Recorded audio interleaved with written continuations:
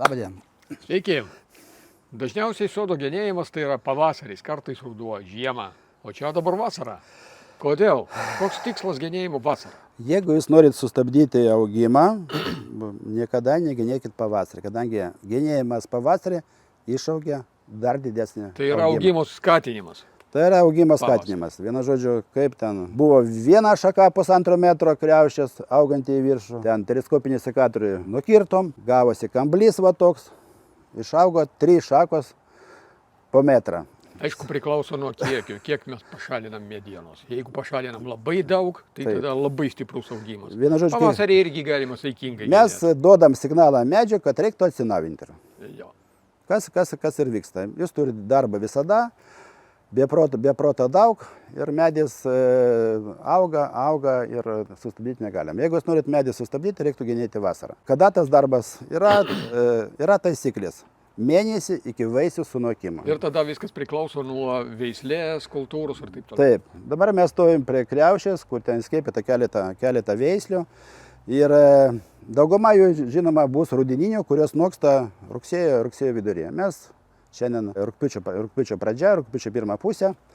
Tai mes tikrai spėjam tą padaryti. Kodėl vasarinės veislės anksčiau? Todėl, kad ir anksčiau baigėsi vegetacija. Ir lapai nukrita truputį anksčiau. Žieminės veislės, tas ypač jaučiama ant obelų.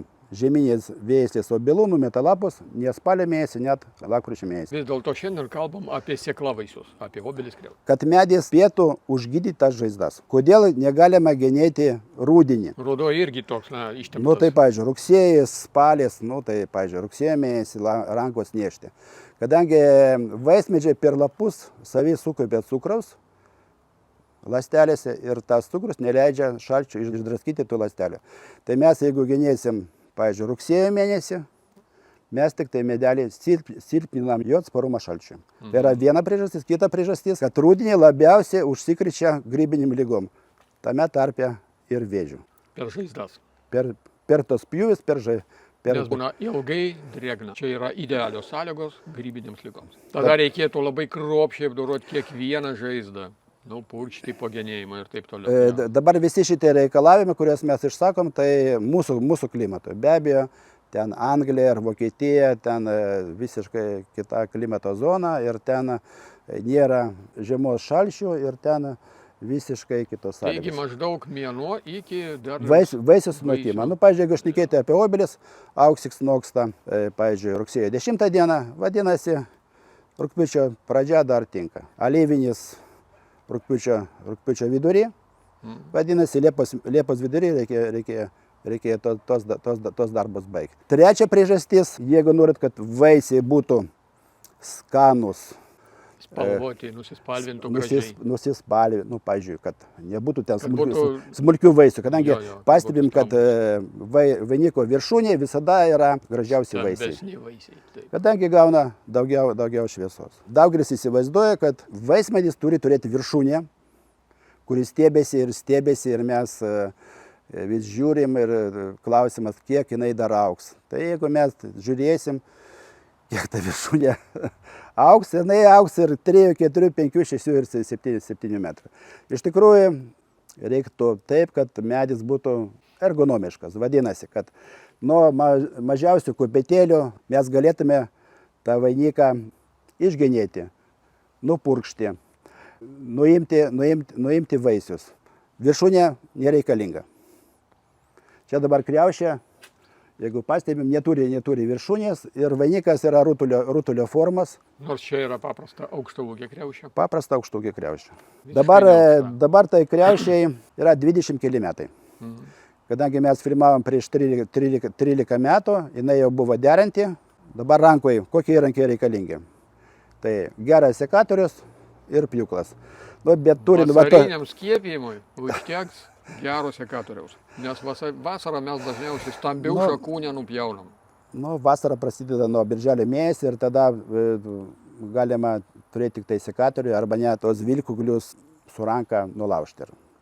Bet dabar yra rugpjūčio pradžia ir turint va tokį sekatorių, giliotinos tipo, gal ir pjūklų nereikia.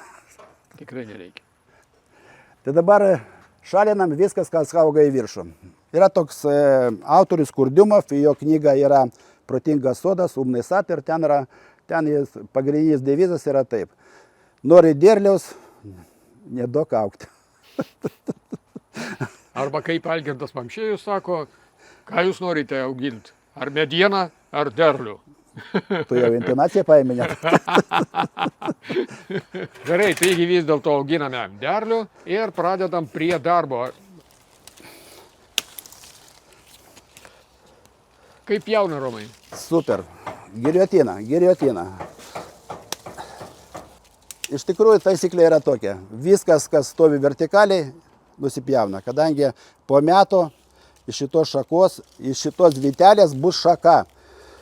Ir nei šviesos, nei vaisių nebus. Kadangi, kad pumpuras užmėgstų vaisių, jis turi būti apšviestas saulė. Be abejo, reiktų pjauti taip, kad neliktų tokių kaip kamblių, kaip lietuviškas yra toks terminas. Tai yra, kad to stiebo neliktų jokių likučių. Va taip, švariai. Švariai. Va taip. Kadangi jeigu mes paliekam bent centimetrą, tai iš šito gabaliuko iš miegančių pumpurų išauga keli stiebai. Ir mes darbą turėsim visada. Daug vilkūglių turėsim. Visada ir daug. Jo, žiūrėk, va čia žiūrėkit, va, buvo nupjauta pernai. Jo, Gerai. lygiai irgi nupjauta, Gerai teisingai nupjauta ir nieks neužaugo. Gal mes parodom ant kito. Tai be abejo, jeigu mes padarom va taip, nupjaunam, tai dabar jau vienas pumpuras ir iš miegančių pumpurų išaugs 3 šakutės. Tai dabar jeigu mes čia nupjojom, tai galim nupjauti iki čia, iki vaisinės šakutės. Va yra vaisinė šakutė, yra pumpuras. Vienas pumpuras duos 5-7 žiedus ir čia gali būti vienas vaisius.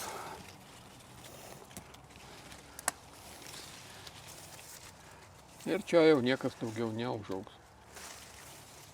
Dabar kaip dar vienas klausimas, vaisinių šakelių atnaujinimas. Nu tai pavyzdžiui, va yra vaisinė šakelė. Kaip mes atnaujinam? Mes nupjaunam čia, va yra pumpuras, žiedinis pumpuras. Ir nupjaunam va čia. Tai dabar čia bus 5 žiedai, čia bus 5 žiedai. Ir sumuoja 10 žiedų gali būti vienas vaisius. Nu, kas vyksta realiai. Nebūna taip, kad dažnai klausimas, nu va, buvo 20 žiedų, bet neužsimezga, nieko neužsimezga. Normaliai. Medis yra silpnas, jaunas, jam reikia dar paaugti. Ir šitą darbą galima taip pat atlikti vasarą. Šitą darbą reiktų atlikti vasarą. Ir tada nebūtina čia užtepti, tokių smulkių šakelių nebūtina užtepti. Bet jeigu jūs genit žiemą, genit anksti pavasarį, jūs be abejo turėsite daug sodo tepalo arba dažais su fungicidu. Tačiau vis tiek vasarą padarius vasarinį genėjimą, netgi ir smulkių pjūvių daug, tai tada nupurškite medį kažkokiu fungicidu arba agroje, ką protect. Ką mes dar norėjom parodyti, kadangi šitą kriaušę turi donorą. Jo. Ar čia pasigirti, ar tiesiog parodyti, kad ir mes tą donorą parodysim dabar. Kartais būna, kam tas donoras kartais... Kadangi buvo sužalotas kamienas. Taip. Ir... graužikai gali būti, zuikiai, grybinės lygos. Žmonės su trimeriu. Žiūrėkit, tai čia jūs matote negyvą medieną. Čia buvo sužalota. Tikriausiai, kad su trimeriu. Ir tada, kada mes buvom prieš 13 metų, čia matėsi, kad tas medis tikriausiai jau neišgyventų. Tada buvo pasodintas donoras, sodinukas, arba kartais čia užauga atžala. Tai mes čia arba pasodinom kitą sodinuką. Čia buvo pasodintas kitas. Čia būtent būtų... Kadangi matai, žievė skiriasi. Jo, kita veislė buvo. Pasodintas kitas sodinukas ir šioje vietoje įskiepytas. Ir taip mes išsaugojam medį pažeistą, kuris netgi iki šiol neužgijo tai žaizda, tačiau medis kuo puikiausiai gyvuoja, dera jau daug metų ir darės ir toliau. Puikus būdas išgelbėti pažeistą medį. Žinoma, per keletą minučių jūs neišmoksit genėti, Mes darbą dar nebaigėm, čia jūs nematot dar rezultato, mes čia pasidarbuosime.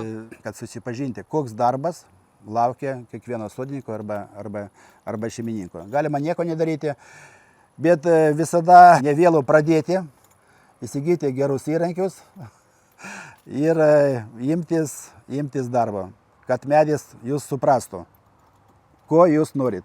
Nupjausit daugiau, jis negalės paklausti, ko iš manęs nori. Nori, kad aš dar didesnis būčiau, nupjausit per mažai, jis tos meilės nepajus.